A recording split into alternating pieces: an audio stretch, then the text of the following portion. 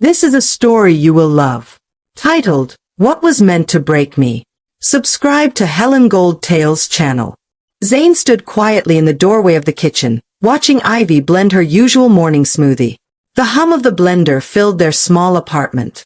They had been together for 3 years, but that morning, everything felt different. He had a question on his lips that he'd been holding in for days. When the blender finally stopped, he asked calmly, "Who's Kai?" Ivy's shoulders stiffened. She turned around slowly, a strange smile forming on her lips. It wasn't her usual warm grin. This one felt cold, rehearsed, like she had been waiting for this. "I was wondering when you'd figure it out," she said, taking a slow sip from her glass. "Kai's my boss. And yes, I've been sleeping with him. 2 months now." Zane blinked. He didn't move. He didn't shout. He just stared at the woman he had once believed would be his forever. Her tone was proud, not guilty. There was no apology. Just a cruel kind of pride. "I needed a real man," Ivy added, her smirk deepening. "Not someone who spends his weekends playing board games with Nolan and watching cartoons." Zane's fingers twitched slightly, but his voice stayed steady. "Does Lila know?" Lila had introduced them. A mutual friend. At least, that's what he thought she was. "Oh, she knows," Ivy said with a laugh. "Most of them do. They understand that Kai can give me something better. You were just convenient." Zane took out his phone and typed a message in the group chat he shared with Nolan and Lila. "Did you all know?" He hit send. Seconds later, Nolan responded. "Bro, you're cool, but Ivy needs someone with a future. Don't take it personal." Zane read it twice. Then he smiled. Zane stared at the message on his phone as another came in, this time from Lila. "We didn't want to hurt you, but maybe this is the wake-up call you need." That line hit harder than Ivy's betrayal. The people he trusted, the ones who had eaten at his table, celebrated birthdays with him, had watched this happen in silence. Worse, they'd accepted it. He looked up to see Ivy still standing there, glass in hand, that awful smirk still lingering. She was waiting for a scene. Waiting for him to explode, to shout, to break something so she could call him immature and dramatic. But Zane surprised her. He didn't say a word. Instead, he walked to the bedroom and grabbed the small overnight bag he always kept packed for weekend trips. He tossed in his laptop, charger, and wallet. His movements were slow and calm. No panic. No tears. When he passed through the kitchen again, Ivy raised an eyebrow. "Where are you going?" she asked sharply. Zane didn't stop walking. "Out," he said. "Keep the apartment. I'm sure Kai can help with rent." Her expression shifted, only slightly, but Zane caught it. A flicker of unease. By the time he hit the road, Zane's phone was buzzing non-stop. 32 missed calls. Dozens of messages. He turned it off and tossed it onto the passenger seat. For the first time in months, he felt light. Free. He didn't know where he was going, but he didn't care. Anywhere was better than where he'd been. He found a small roadside motel on the outskirts of town. The sign flickered, and the paint was peeling, but the place was clean. The owner, an older man named Pete, gave him a room for cheap after hearing the basics of his story. "Women like that?" Pete said, shaking his head. "They don't deserve good men like you." Zane gave a half-smile. He didn't feel like a good man. Just a tired one. After 2 days of silence, Zane turned his phone back on. The notifications hit him like a wave. Ivy had been busy. On social media, she painted him as controlling, insecure, and emotionally manipulative. In her tearful video, she claimed he'd isolated her from her friends and thrown a violent tantrum when she finally stood up for herself. Each post gathered hundreds of likes and supportive comments. Strangers called her brave. People Zane had known for years chimed in with sympathy. Some had even shared their own stories of how Zane was always too quiet, too intense, too stuck in his ways.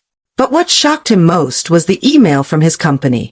A memo about maintaining a safe work environment, with no names, but the timing said everything. Later that day, Zane visited the storage unit where he kept some clothes and old books. While locking up, he heard a familiar voice behind him. "Zane!" It was Juliana, Ivy's best friend. He turned, surprised. "What are you doing here?" She looked around nervously. "I needed to talk to you, but not where anyone can see." Zane folded his arms. "Talk about what?" Juliana stepped closer. "You need to be careful. Kai's wife. She's powerful. Connected. And Ivy's been telling her you're unstable. Dangerous." Zane's eyes narrowed. "Why are you telling me this?" Juliana hesitated. "Because this isn't the first time. Before you, there was another guy. Same story. Ivy and Kai did the exact same thing to him. And he just disappeared." Zane couldn't sleep that night. He stayed up searching names, combing social media, public records, anything. Eventually, he found something. A man named Marcus Hale. Used to work at Kai's firm. His online presence went dark about a year after Ivy started there. It was too much to ignore. The next morning, Zane got a call from the landlord of their old apartment. "She tried to take your name off the lease," the landlord said. "Said you abandoned the place. When I refused, she claimed you'd been threatening her. But my sister went through something similar once. Figured I'd call you first." Zane hung up, more certain than ever. This was bigger than just betrayal. It was a pattern. That night, a message arrived on Zane's Instagram from a profile he didn't recognize. The picture was of a woman, maybe in her 40s. Elegant. Confident. The message was short. "We need to talk about my husband and your girlfriend. Coffee. Tomorrow morning. Mrs. K." Zane stared at the message, heart pounding. He typed back, "I'll be there." The next morning, he met Mrs. K at a quiet corner cafe. She wore pearls and had eyes that had seen too much. Her tone was calm, but every word carried weight. "I've been gathering evidence," she began. "About Ivy, my husband, and others like you." Zane listened in stunned silence as she explained. Ivy and Kai had a pattern. They'd seduce, use, and discredit anyone who threatened to expose them. 3 victims in the last 5 years. Marcus wasn't the first. Zane wasn't the last. "I have emails, photos, expense reports. But I need one final piece," she said. "A witness." Zane nodded. "What do you need me to do?" Mrs. K's plan was bold. Expose them at the company's annual gala. Zane hesitated at first, but she insisted, "Sometimes, you don't need to burn bridges. Just show people who lit the match." That weekend, Zane walked into the party dressed in a sharp suit. Heads turned. Conversations paused. Ivy dropped her drink. Kai went pale. Chloe was the first to react. "You've got some nerve showing up," she slurred. "After what you did to Ivy." Zane smiled calmly. "What exactly did I do?" Before she could answer, Gemma, a co-worker, stepped forward. "Actually," she said, "we should all hear the full story." The lights dimmed slightly as Mrs. K made her entrance. She connected her tablet to the projector. Images began to flash across the screen. Texts, emails, photos. Kai's hand on Ivy's back. Ivy bragging in group chats about fooling that clueless boyfriend. The room was dead silent. Then Jacob stood up, holding his phone. He had been recording everything. "I was gonna show this to Kai," he said sheepishly. "But maybe this should be public." Ivy exploded. "You think you're so clever," she screamed at Zane. "You and that bitter old woman." Zane didn't flinch. He didn't need to. Mrs. K smiled coldly. "Kai won't be promising you any future. He already signed the divorce papers." As Ivy's shouting filled the room, the crowd started to murmur. Some stepped back. Others avoided eye contact with Zane altogether. These were the same people who had once laughed at his jokes, shared office lunches, and sided with Ivy without a second thought. Juliana stepped forward slowly, eyes wide and voice trembling. I helped her," she said. "I helped destroy Marcus. I didn't know how far it would go." Zane's eyes met hers. There was no anger in them, just quiet recognition. Mrs. K placed a gentle hand on Juliana's arm. "Thank you," she said softly. "It's not too late to." By midnight, The party had emptied out like a building after a fire drill. Ivy was gone, her makeup smeared, her heels in hand, her voice echoing down the hotel hallway. Kai had locked himself in a side room with human resources. And the rest? They just stared at their phones, trying to rewrite the story they had once believed. The next morning, Zane's phone came alive with a different kind of message. Apologies. Long paragraphs. Pleased to talk. Jacob messaged, I didn't know the whole story, man. I should have been there for you. Zane responded with a screenshot, Jacob's own words from before. Allison deserves someone more established. Jacob blocked him within minutes. Lila's message came too. Please understand, Ivy told us things. We thought you were. Zane didn't reply. The silence was louder than any text he could have written. 3 days later, Mrs. K called Zane again. Her voice sounded energized. He's back, she said. Marcus. And he brought everything. Zane met Marcus at a cafe near downtown. He was a quiet, lean man with tired eyes and a file thick with printed messages, emails, and screenshots. I didn't know what to do back then, he admitted. But now I do. He slid the file across the table. They tried to ruin me, Marcus added. But now they can't hide. Zane felt something stir inside him, something close to peace. Within the week, the firm's board of directors was flooded with complaints and legal notices. Mrs. K handed them every document she had collected over the years. Misused expense accounts, falsified reviews, internal gossip designed to discredit innocent employees. Zane didn't have to testify, yet. But his name came up as one of the few who stood his ground.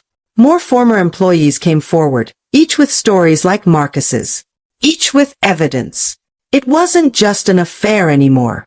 It was workplace manipulation. Harassment. Abuse of power. And it all pointed back to two names, Kai and Ivy.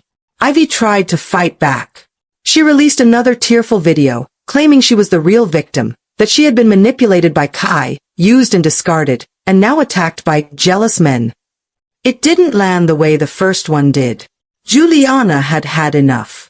She posted screenshots of Ivy's private chats.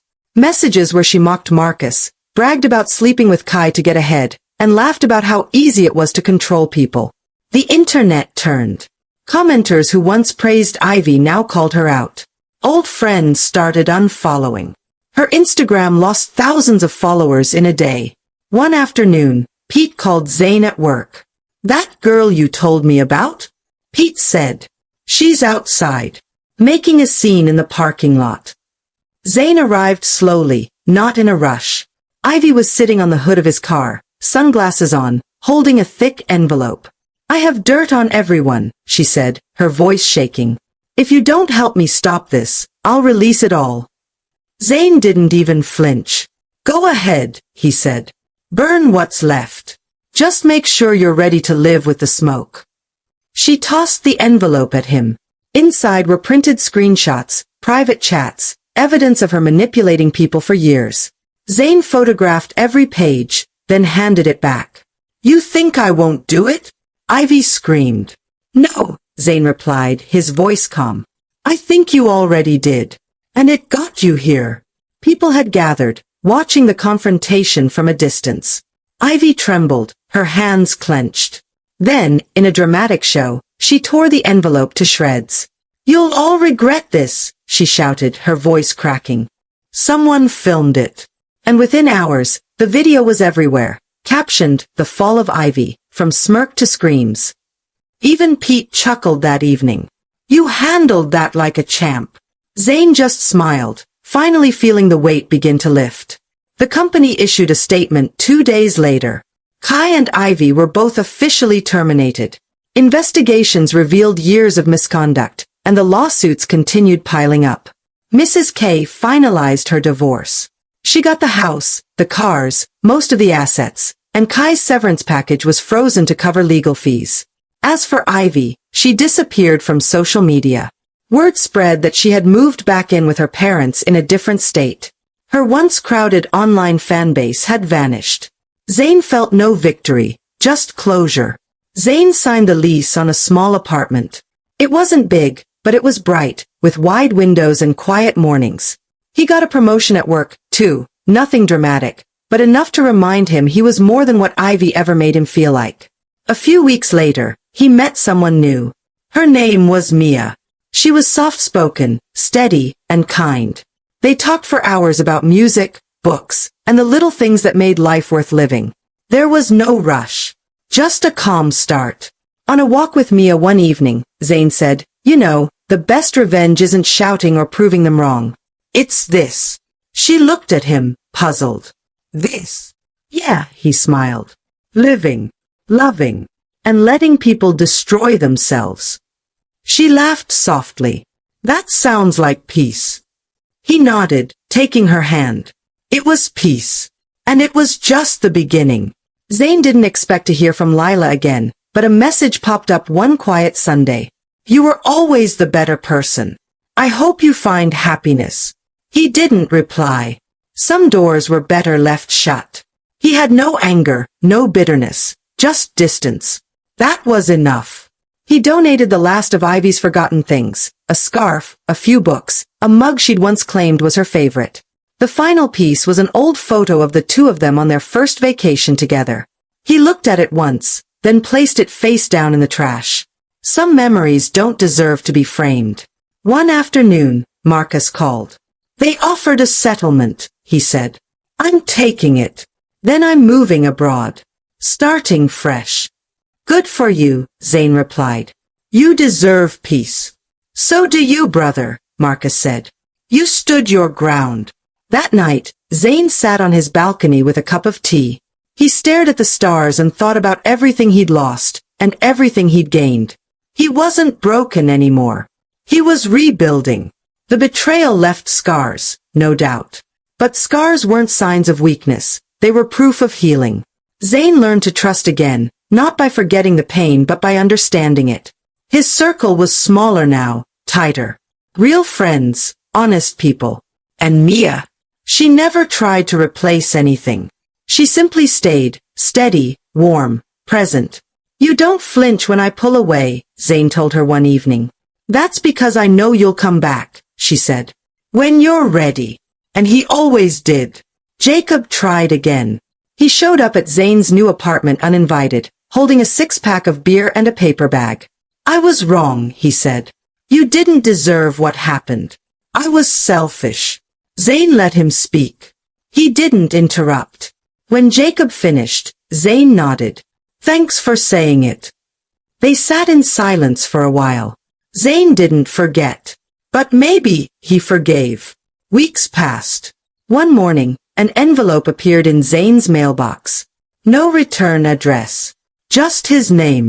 Inside was a handwritten letter. "I don't expect you to read this.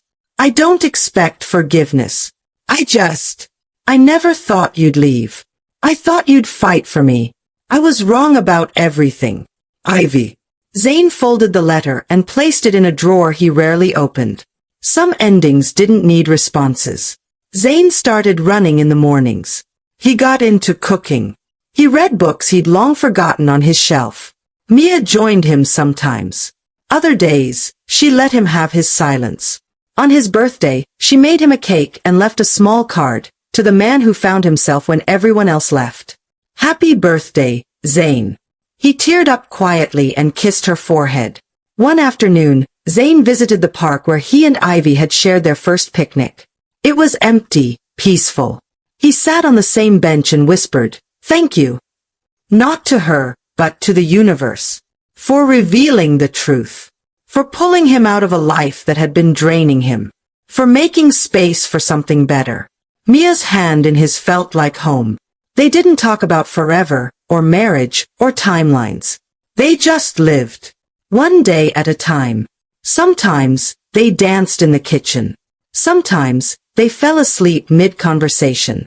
Zane didn't need grand gestures anymore. He just needed truth, and someone who didn't turn it into a weapon. People began to know Zane not for what he'd survived, but for what he became after. Reliable. Calm. The kind of man who smiled with his eyes and spoke when it mattered. He didn't post much online. He didn't correct the lies Ivy had spread. He let the silence speak for him. And somehow, that said everything. Years later, someone asked Zane if he regretted anything. No, he said softly.